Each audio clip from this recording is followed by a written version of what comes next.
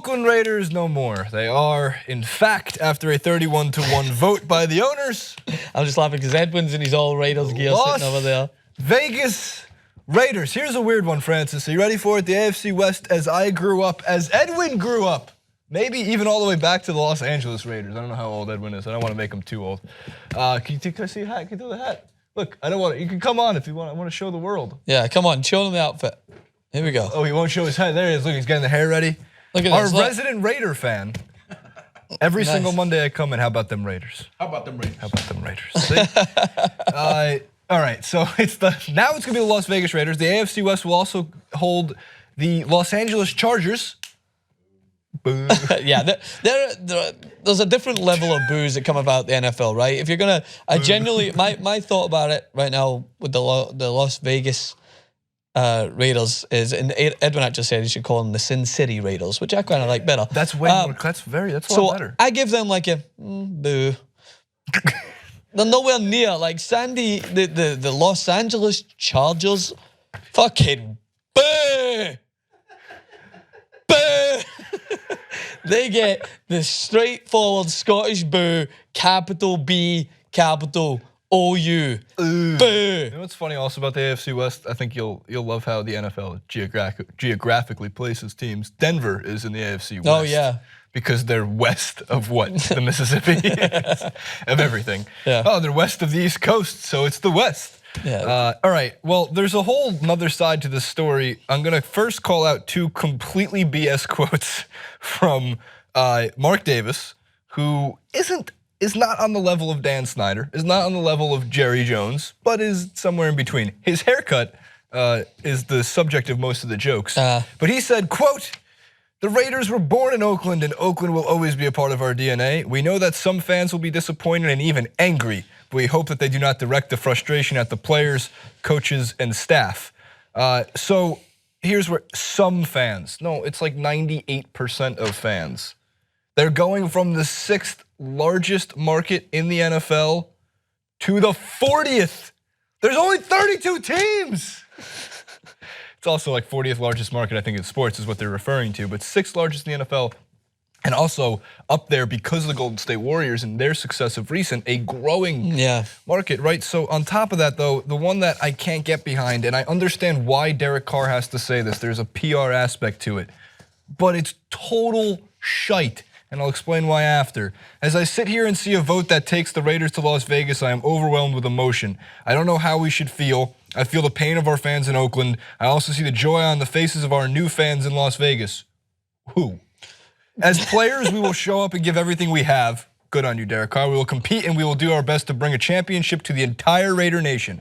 While I am from California and would have loved playing in Oakland my whole career, I understand the business side of the NFL. It affects us all. Oakland, our team loves you and my family, and I love you. We will be resilient. We will stay together because that's what true Raiders do.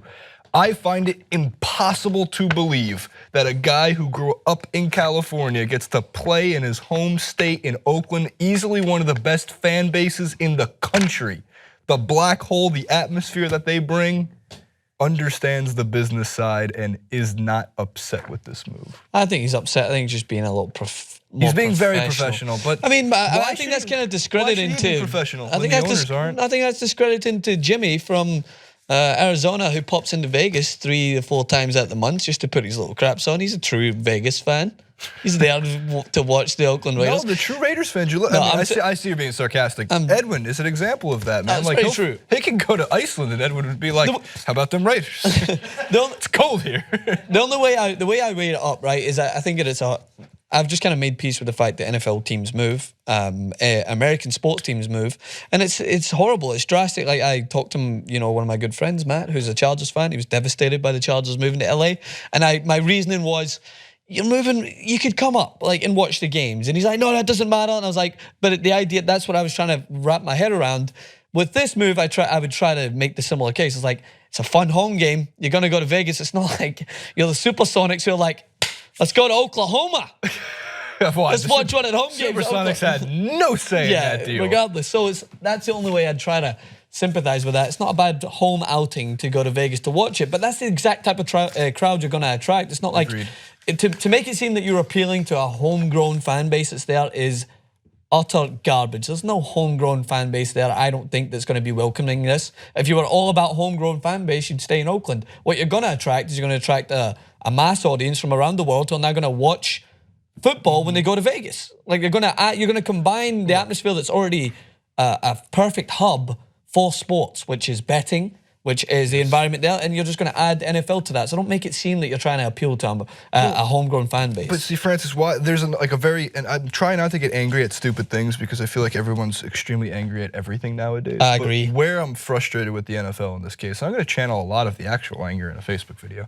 But in terms of this, like there's a lot that went into this deal that is just, here's how I can put it. Only in America can a football team take taxpayer dollars in a state especially in a city that desperately needs it for schools and hospitals. Yeah. Only in this country would that ever effing happen. Maybe in some other corrupt countries that I'm not really throwing out there.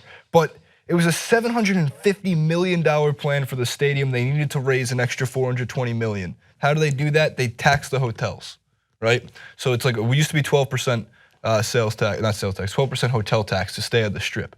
And when they ground it down to the numbers itself, it ends up becoming roughly $2 to $3 more per night per person staying at the hotels. So let's take all of that money and let's push it right towards an NFL team that Vegas does not necessarily want, especially doesn't want it more than the Oakland Raiders fans want it in Oakland, right? So that can't go to the schools, that can't go to the hospitals, that's gonna go to a football team. It was passed back in October where we actually did the clip. The Raiders are gonna move to Vegas because this bill passed through legislation, which I have in front of me. Nevada State Senate approves spending public money on Las Vegas Stadium. It's another example of the public just getting completely shafted for something that they don't necessarily want. Shocking, Francis. I wonder who voted to oppose it. Democrats, finally doing something useful for a city over the last 6 months. Regardless, what they did, which was even more backdoor political BS, was they lumped in those who were in favor of this bill or who were putting this bill together. They lumped in that the convention center would also get part of this money. So there was a lot of labor unions for one, and the labor union for one, and the culinary union, which controls a lot of Las Vegas. We've done a couple stories on that as well.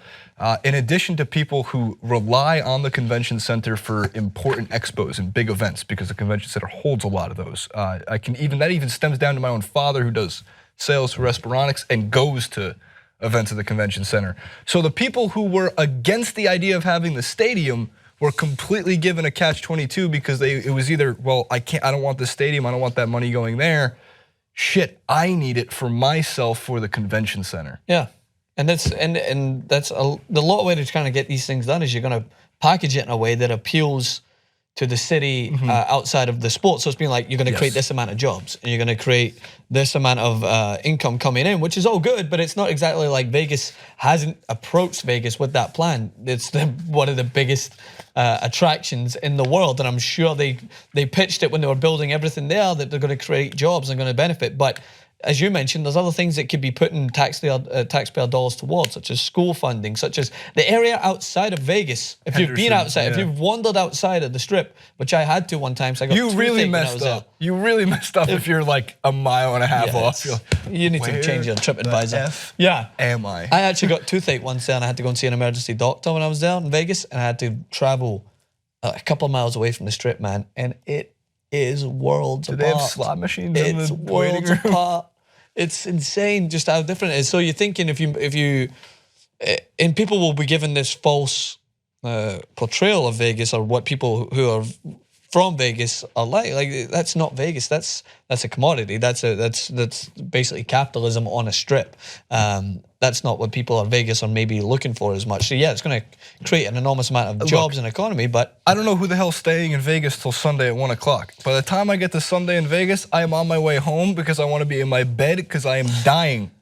It's staying, the drive home from Vegas may be one of the worst experiences in the world. Now, lastly, to wrap it up, I also have to point this out because it's just such great hypocrisy. Instead of like going head on with the should we ever legalize sports gambling across the country, let's not forget that the NFL, of all places, actually brought the gauntlet down on fantasy football by canceling a convention hosted by Tony Romo because, quote, it associated the prestigious NFL brand with a casino.